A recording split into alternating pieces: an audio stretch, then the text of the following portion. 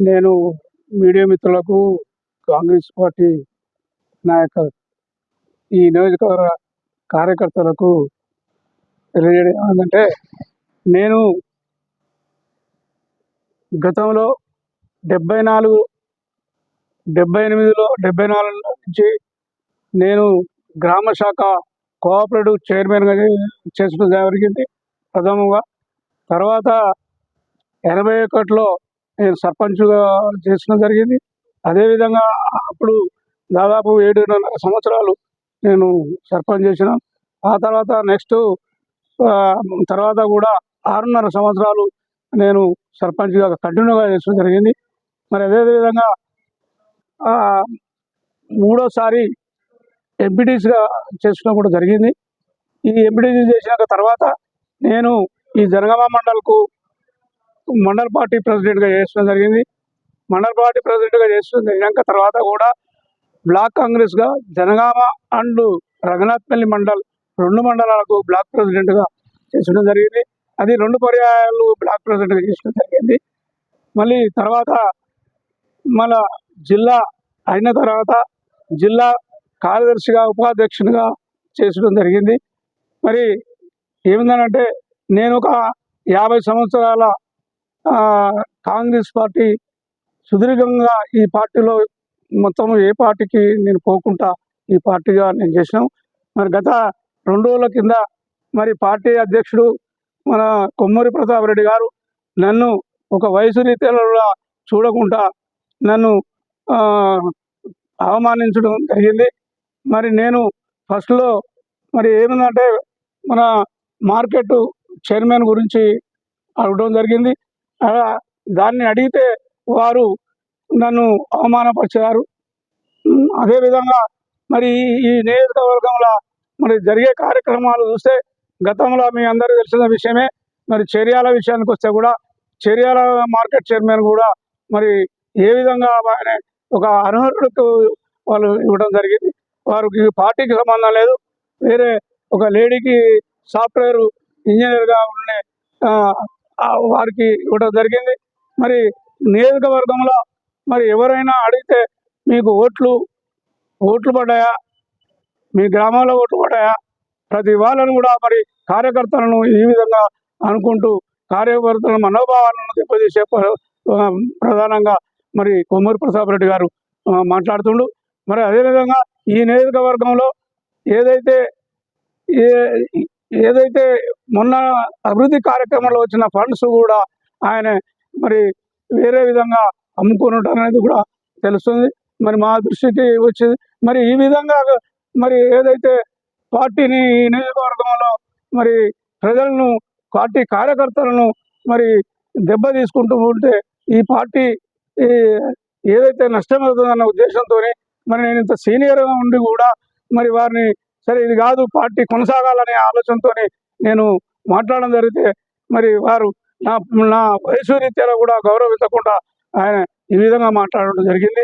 మరి నేను ఒక పదవి గురించే కాదు, పార్టీ బలోపేతంగా ఉండి పార్టీని కొనసాగే విధానంగా ఉండాలన్న ఉద్దేశంతోనే నేను గతంలో కూడా వారికి ఎలక్షన్స్లో కూడా నేను చేదోడుగా ఉండి వారిని ఎన్నుదంటుకుంటూ నేను అతని గెలుపు కోసానికి మరి నేను తిరగడం జరిగింది. మరి అదేవిధంగా ఆయన పార్టీ ఓటమికి మరి ఆయనే కారణం, కానీ ఎవరు కార్యకర్తలు ఎవరు కారు. మరి ఆ విధంగా ప్రవర్తిస్తే రేపు కూడా మరి పార్టీ నష్టపోయే అవకాశాలు ఉంటుందని నేను కోరుతూ, ఇప్పుడు మీరు మార్కెట్ చైర్మన్ ఏమంటే కొమ్మూరి ప్రతాప్ రెడ్డి గారు అవమానపరిచారు కదా, మిమ్మల్ని ఏమైనా అవమానపరిచారు? ఏమనంటే నేను ఒకటే అడిగిన అధ్యక్షుల వారు, నేను గతముందు కూడా ఒక అడిగితే అందరిని విచారించి మాట్లాడతా అని అన్నాడు. అనగానే నేనేమన్నా అంటే, అన్న మరి నా ఇట్లా మార్కెట్ చైర్మన్ గురించి మీరు మాట్లాడిస్తానంటే మరి ఏమైంది అంటే, నువ్వేమని నన్ను అడగటానికనే మాట్లాడిండు.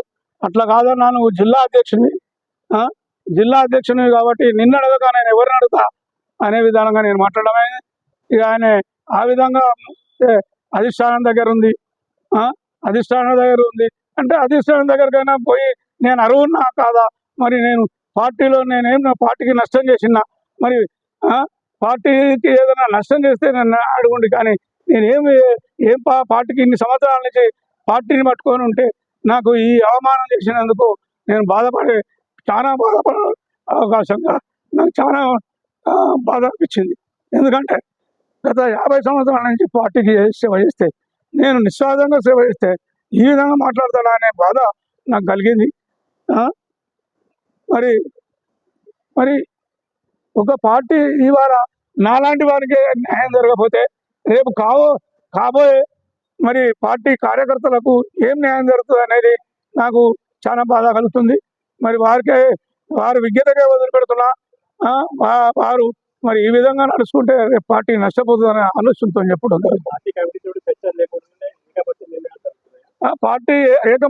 పార్టీలో ఒక కనీసం నేను గతంలో కూడా చెప్పడం జరిగింది. అధ్యక్షుల వారు మీరు ఏదైనా ఉంటే మండలంలో అందరూ ముఖ్యులను కూర్చోబెట్టి ఏ సమస్యనైనా తీసుకోండి అని అంటే వారు ఏకపక్షంగానే ప్రతిదీ కూడా ఇవాళ మండల పార్టీ కానీ లేకపోతే జిల్లా పార్టీ కానీ ఇంతవరకు కూడా జిల్లా పార్టీ కూడా ప్రకటించలేదు. ఏ నిర్ణయం చేసినా ఏ పదవులు చేసినా ఆయన అభిప్రాయంతోనే ఆయన నిర్ణయంతోనే చేసుకుంటూ పోతుండు. అయినా కూడా మేము ఏనాడు కూడా అంతవరకు వ్యతిరేకించలేదు. ఇక అది పదవుల అమలు జరుగుతుంది అంటే అది లోపల విషయం. మరి అది ఈ జనమే అంటున్నారు. మరి దాన్ని ఇది వారి విజ్ఞతకే తెలియాలి, కానీ నేను అంతకన్నా ఎక్కువ ఏమనలేను. పదవులు అడిగిన అందరినీ కూడా అవమానం చేస్తున్నారు అంటున్నారు. పదవులు అందరినీ అంటే మరి నాకు జరిగిందని చెప్పగలుగుతాం, కానీ మిగతా వాళ్ళు కూడా మరి ఈ విధంగా అంటుండ్రు. ఈ విధంగా ఏ పనికి వచ్చినా కూడా మీ ఓట్లు మీ దగ్గర పడుతున్నాయా, మీ దగ్గర పడ్డాయా అనే ఉద్దేశంలో అంటుండ్రు అనేది మేము కూడా విన్నాం, వారు కూడా అంటుండ్రు. జిల్లా పార్టీ ఈ పరిస్థితులను బట్టి చూస్తే మరి ఇక జిల్లా పార్టీకి కూడా మరి కార్యకర్తలు రాలేని పరిస్థితి ఉన్నది.